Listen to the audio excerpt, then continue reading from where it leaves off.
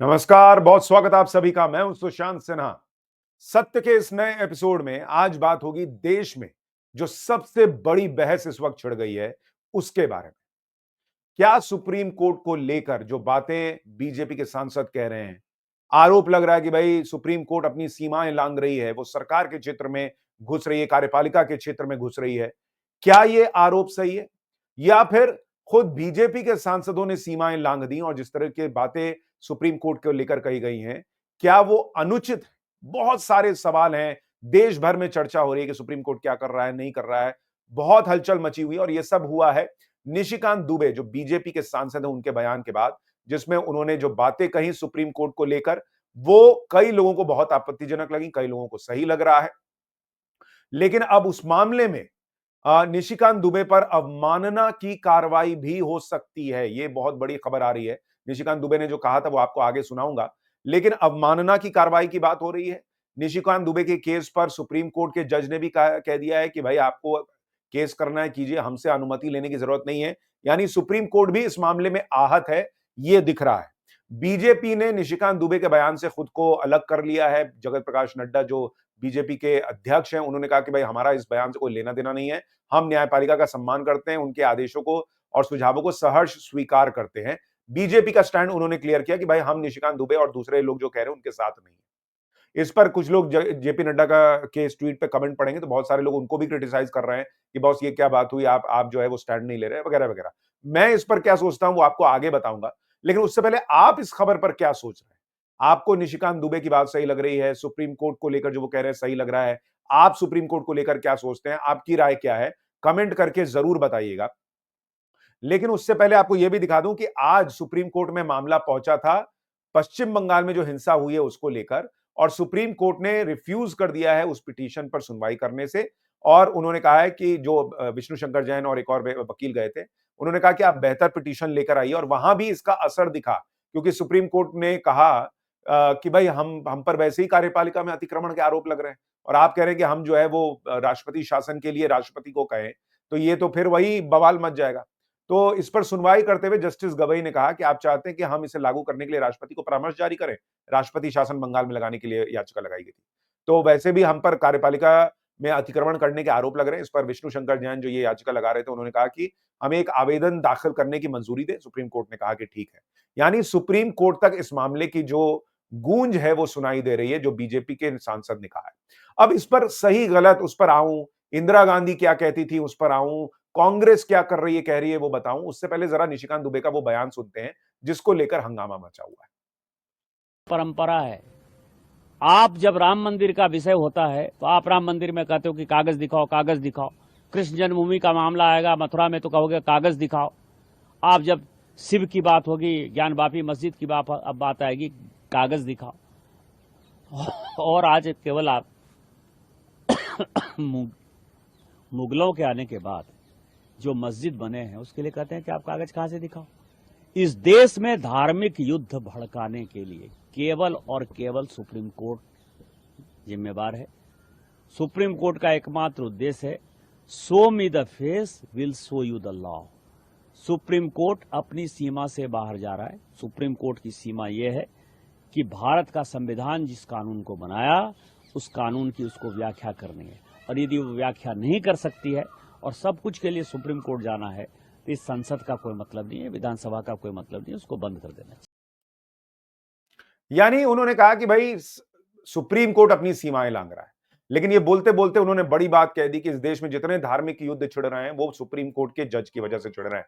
तो इसको लेकर बड़ा बवाल मच गया कि भाई इस तरह का बयान जो है वो नहीं देना चाहिए था उनको, और इसी पर बड़ी चिंता जताई जा रही है। लेकिन उन्होंने जो कहा उसकी शुरुआत जो है वो दरअसल पूरा जो परिप्रेक्ष्य है अगर आप देखेंगे, एक तो सारा विवाद शुरू होता है तमिलनाडु में गवर्नर और राज्य सरकार के बीच जो मामला था कि भाई बहुत दिन तक जो बिल पास हुए उनको रोक कर रखा जा रहा था, तो वो सुप्रीम कोर्ट गया और सुप्रीम कोर्ट ने कह दिया कि भाई आपको जो है आपके पास वीटो पावर नहीं है, बिल पर राष्ट्रपति को 3 महीने के अंदर फैसला लेना होगा। तो यहां से सारी कंट्रोवर्सी की शुरुआत हुई थी और कई लोगों ने कहा कि भाई सुप्रीम कोर्ट ऐसा कैसे कह रहा है, सुप्रीम कोर्ट के पास खुद इतने लाखों करोड़ों केसेस पेंडिंग है, वो तो अपने केस समय पे नहीं निपटा रहा, और आप जो है वो दूसरे को कह रहे हैं कि 3 महीने में, और वो भी आप राष्ट्रपति को आदेश दे रहे हैं। क्या सुप्रीम कोर्ट ऐसा कर सकता है? क्या सुप्रीम कोर्ट ऐसा कर सकता है, नहीं कर सकता है? निशिकांत दुबे ने सही कहा, गलत कहा, क्या उन पर एक्शन होने वाला, और इंदिरा गांधी ने क्या कहा, ये सब बताने से पहले आपसे जुड़ी एक खबर आपको बताना बहुत जरूरी है। मात्र 90 सेकंड से भी कम का वीडियो है, इसको जरा देखिए, फिर खबर पर लौटता हूं। अगर आप अपने करियर में ग्रोथ देखना चाहते हैं तो अपना एक वीकेंड इन्वेस्ट करना होगा। 2 दिन का वीकेंड एआई ट्रेनिंग प्रोग्राम आपको रेकमेंड करने जा रहा हूं, जिसकी पहली खासियत तो यह है कि ये बिल्कुल फ्री है, थैंक्स टू आउटस्किल जो आपके लिए ये सेशन लेकर आए। 2 दिन के प्रोग्राम में 16 घंटे की लाइव एआई ट्रेनिंग होगी, जो कि आने वाले सैटरडे और संडे को सुबह 11 बजे शुरू होगी और शाम 7 बजे तक चलेगी। वैसे तो इस एआई सेशन की फीस 10,000 रुपए तक बैठती है, 10,000 रुपए, लेकिन मेरे चैनल के दर्शकों के लिए ये बिल्कुल फ्री है और इसका लिंक मैंने पिन कमेंट और डिस्क्रिप्शन में ऑलरेडी डाल दिया। प्रोग्राम बहुत शानदार है क्योंकि ये आपको एआई फील्ड की इन डेप्थ नॉलेज तो देगा ही, एआई टूल किट बनाने के लिए 20 से ज्यादा टूल्स से लेकर बेहतर रिजल्ट के लिए प्रॉम्प्ट इंजीनियरिंग तक यहां पर है। बिना कोडिंग के डेटा एनालिसिस, एक्सेल में एआई के इस्तेमाल से बेहतर प्रेजेंटेशन बनाना, बिना कोड लिखे एआई की मदद से टूल्स बनाना, गजब की इमेज और वीडियो बनाना एआई के जरिए, एआई एजेंट्स बना लेना और अपने काम को ऑटोमेट करके टाइम और एफर्ट दोनों बचाना, ये सब आप यहां पर सीखें। और ये तो बस शुरुआत है। आपका बैकग्राउंड टेक का हो, नॉन टेक का हो, फर्क नहीं पड़ता। सेल्स, मार्केटिंग, एचआर, ऑपरेशंस के साथ साथ बिजनेस ओनर्स और फ्रीलांसर्स ने भी ये ट्रेनिंग की और मुझे बताया गया कि उन्हें काफी फायदा मिला। इस ट्रेनिंग में 40 देशों के 1 लाख से ज्यादा लोग जुड़ चुके हैं ऑलरेडी, और इसलिए मुझे लगा कि आपको भी ये ट्रेनिंग रेकमेंड करनी चाहिए। लिंक मैंने पिन कमेंट और डिस्क्रिप्शन में ऑलरेडी डाल दिया है। रेगुलर अपडेट के लिए इनका व्हाट्सएप ग्रुप भी आप ज्वाइन कर सकते हैं। और हाँ, सेशन से पहले फ्राइडे शाम 7 बजे इंट्रोडक्शन कॉल होती है इनकी, उसे जरूर ज्वाइन कर लीजिएगा। All the best. अब लौटते हैं खबर पर। तो भाई ये आपके लिए था, अगर आपको लगे ठीक तो इसमें जरूर जुड़िए। और बहुत सारे लोग कह रहे हैं कि बहुत अच्छा प्रोग्राम है और फ्री में है, तो फिर जुड़ने में बुराई क्या है। लेकिन अब लौटते हैं खबर पर कि सुप्रीम कोर्ट को लेकर जो बहस छिड़ी हुई है, भाई अकेले निशिकांत दुबे नहीं है, जैन मुनी हैं, बड़े फेमस हैं, वो भी क्या कह रहे हैं, एक बार आपको पहले वो भी सुनाता हूं, फिर आगे की बात। सॉरी, सुप्रीम कोर्ट और कांग्रेस बंगाल में जो हिंदुओं की हत्या हो रही है, माता बहनों के जो बलात्कार हो रही है हिंदुओं के, उस पर बिल्कुल मौन है, चुप। और ये मियां लॉर्ड कॉलेजियम सिस्टम के वारिस कोई संज्ञान नहीं ले रहे, लेकिन इनको दिवाली के पटाखे नजर आते हैं। रात्रि को 3 बजे इनको आतंकवादी को छोड़ने के लिए सुप्रीम कोर्ट के दरवाजे खोलते हुए नजर आते हैं लोग, लेकिन इनको हिंदू नजर है। ध्यान रखना, हिंदू। ये supreme court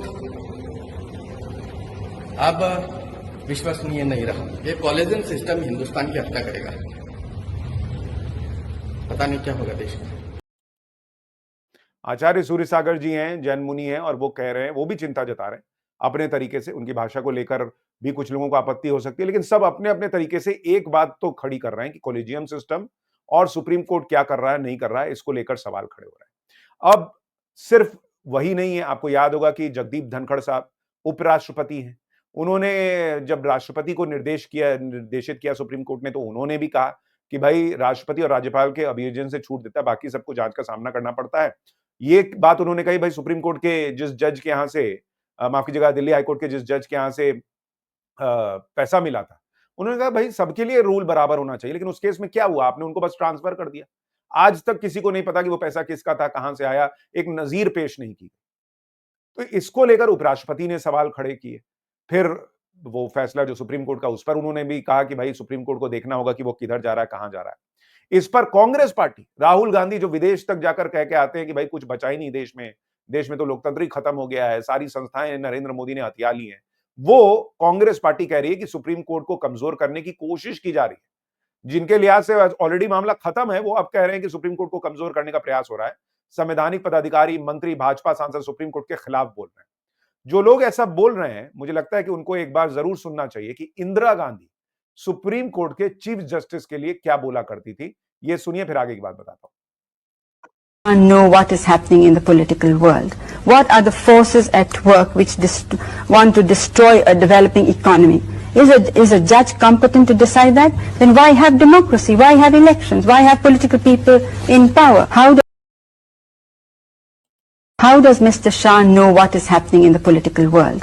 What are the forces at work which want to destroy a developing economy? Is a judge competent to decide that? Then why have democracy? Why have elections? Why have political people in power?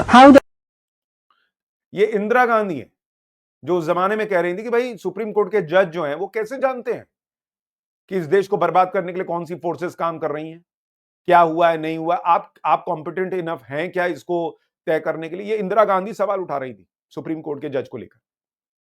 और फिर चुनाव की ही क्या जरूरत है, ये supreme court के जज को लेकर इंदिरा गांधी प्रश्न पूछती थी। तो जो कांग्रेस पार्टी आज सवाल उठा रही है उसको पहले देखना चाहिए। राहुल गांधी विदेश तक में जाकर देश की संस्थाओं को खत्म होने का आरोप लगा चुके हैं। तो इसलिए कांग्रेस पार्टी मौका देखकर बात ना करे, अपने हिसाब से वो भी 10 बार 10 चीजें सवाल खड़े करती है। और ये सवाल जो खड़े हो रहे हैं उसको लेकर एक बड़ा प्रश्न ये है कि क्या ये होने चाहिए या नहीं होने चाहिए। एक बयान आपको और सुनाता हूं, फिर मैं अपनी बात कहता हूं।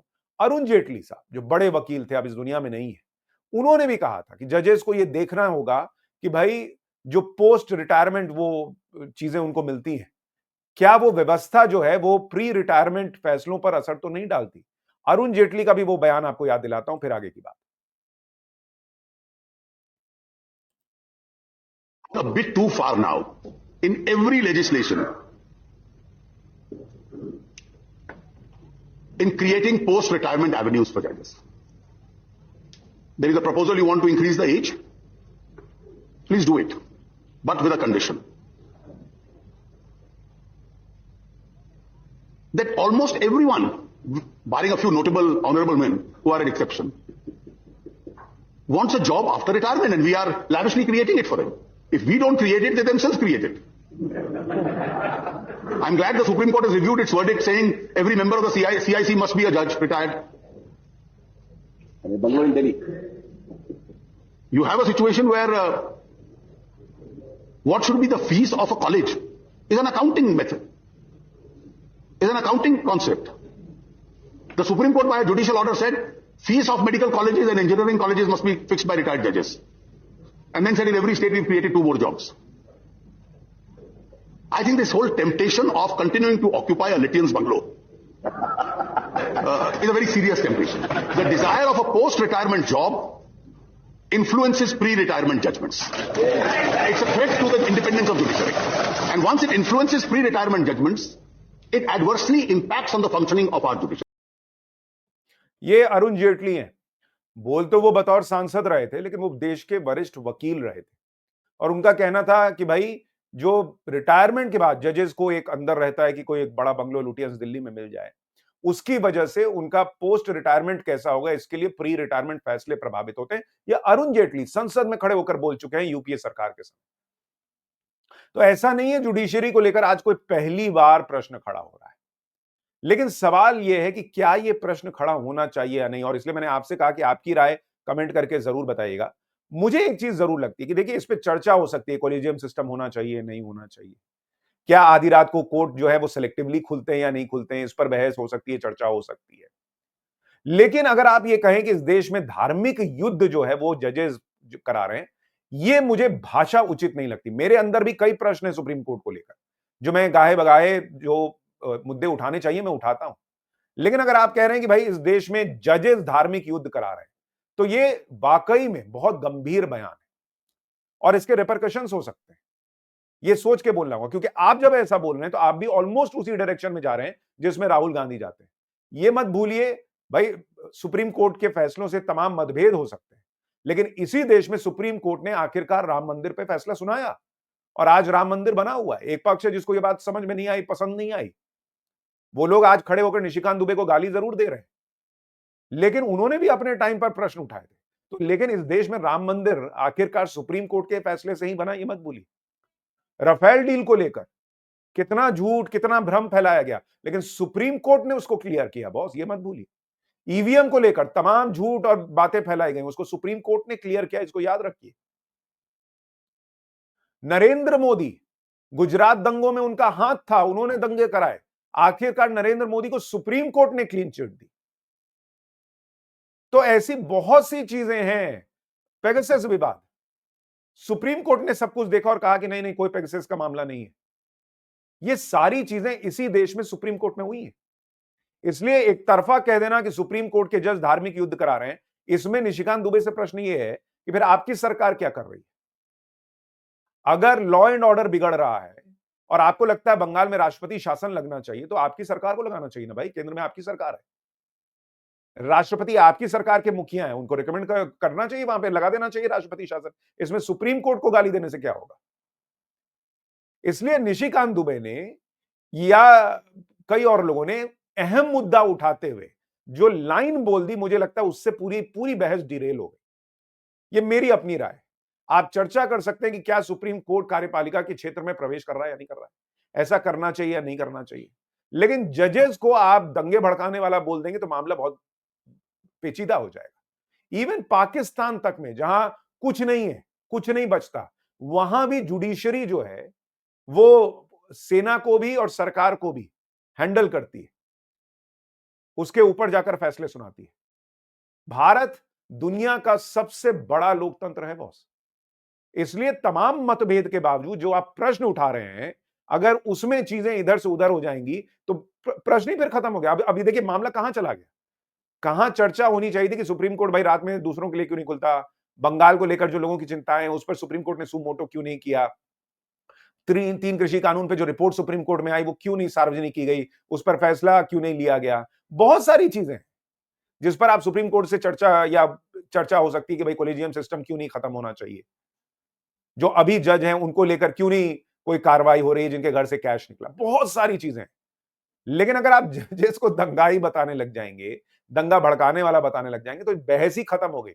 फिर कहानी कहीं और चली जाएगी और जो लोग मुद्दा बनाने के लिए बैठे हुए हैं वो उसका मुद्दा बना लेंगे। इसलिए मुझे लगता है कि निशिकांत दुबे के जो शब्द थे उनको लेकर आपत्ति हो सकती है।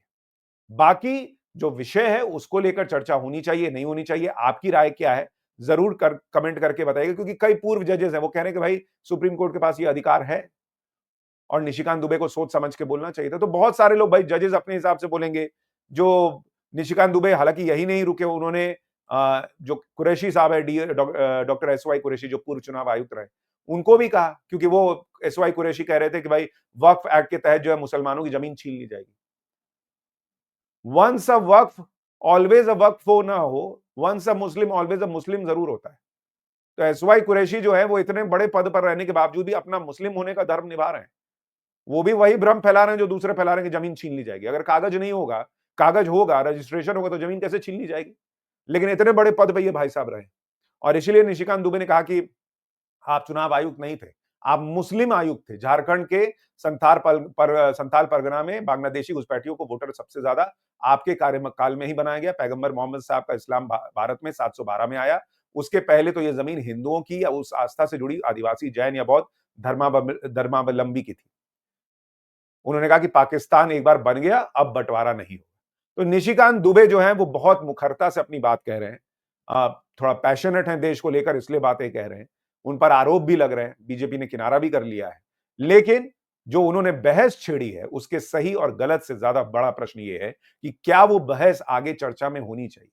क्या सुप्रीम कोर्ट को भी देखना चाहिए कि ठीक है चलिए आप थोड़ी देर के एक लाइन को हटा दीजिए, लेकिन देश के उपराष्ट्रपति से लेकर आम लोगों के मन में जो सेंटिमेंट है कि भाई जिसके घर से कैश मिला उस पर कार्रवाई क्यों नहीं होती दिख रही, उसका सिर्फ ट्रांसफर होकर जज का क्यों रह गया, एफआईआर अभी तक क्यों नहीं हुई है, रात में सुप्रीम कोर्ट सेलेक्टिवली कैसे खुल जाता है, बाकियों के लिए क्यों नहीं खुलता, बंगाल पर आपने सुमोटो क्यों नहीं लिया, ऐसे कई प्रश्न हैं।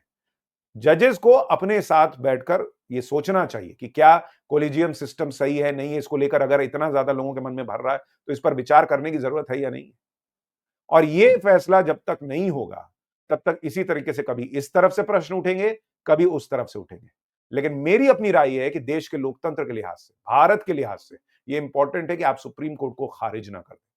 आपको फैसला पसंद नहीं आए, आप उस पर सवाल कर सकते हैं, चर्चा कर सकते हैं, लेकिन सुप्रीम कोर्ट को कह देना कि सुप्रीम कोर्ट खत्म हो चुका है, मैं इससे सहमत नहीं हूं, क्योंकि ये देश को खत्म करने जैसा होगा। आपकी राय क्या है, कमेंट करके जरूर बताइएगा।